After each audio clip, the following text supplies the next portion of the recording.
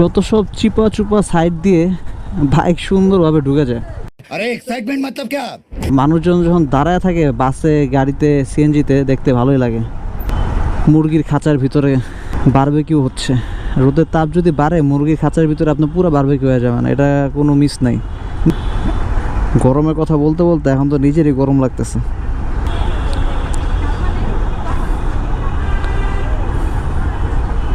রোদের যে তাপ, ওরে বাইরে ভাই, দুপুরবেলা তো সাংঘাতিক রোদ পড়ে গেছে।